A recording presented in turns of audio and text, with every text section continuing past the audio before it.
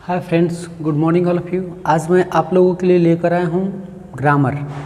जी, grammar का अगला भाग। इसमें हम आप लोगों को प्रोनाउन के बारे में बताएंगे।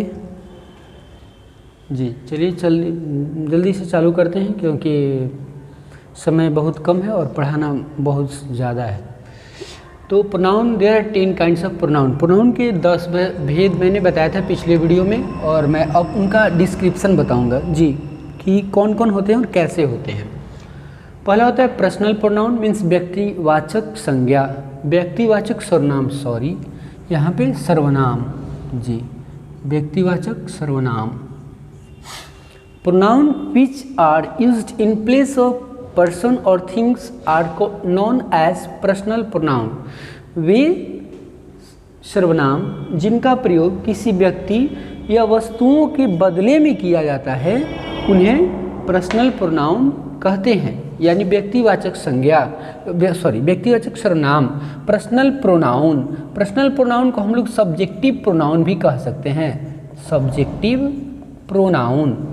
जी, क्योंकि ये कर्ता का सूचक होता है। जैसे आई एम ए बॉय, मैं एक लड़का हूँ। ही इज़ ए डॉक्टर, वह एक डॉक्टर है। तो आई जो हुआ ये पर्सनल प्रोनाउन हुआ, क्योंकि इसका प्रयोग किसी व्यक्ति के लिए किया गया है, तो इसीलिए आई सब्जेक्ट भी हुआ। तो आई को हम सब्जेक्टिव प्रोनाउन भी कह सकते हैं। ही इज ए डॉक्टर, ही का प्रयोग भी मनुष्य के लिए हुआ है, ही भी सब्जेक्ट है, इसीलिए हम इसको भी सब्जेक्टिव प्रोनाउन या पर्सनल प्रोनाउन कह सकते हैं। तो जिन सर्वनाम का प्रयोग व्यक्ति या वस्तु के बदले में किया जाता हो उसे व्यक्तिवाचक सर्वनाम कहते हैं। चलिए अब देखते हैं फॉर्म ऑफ पर्सनल प्रोनाउन।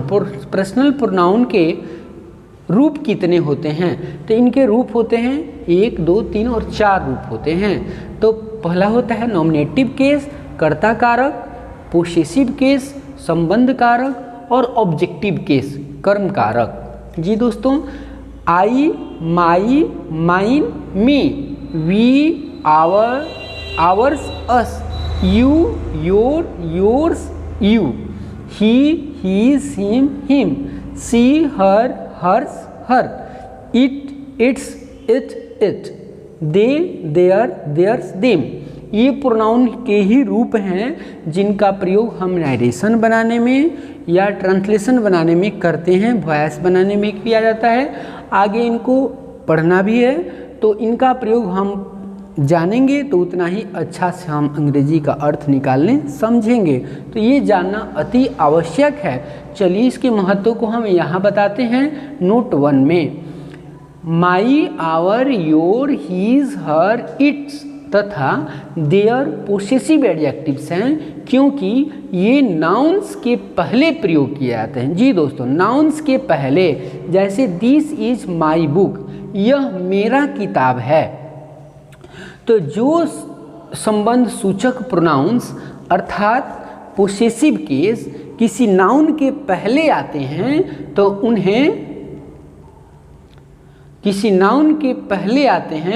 उन्हें पोसेसिव केस कहा जाता है, पोसेसिव एडजेक्टिव।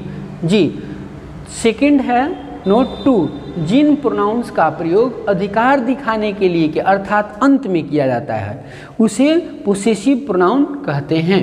जैसे दिस बुक इज माइन, यह किताब मेरी है। तो इस वाक्य में जो है यह किताब मेरा, यह मेरा किताब है, यह मेरा किताब है, तो बनाएंगे दिस इज माई बुक।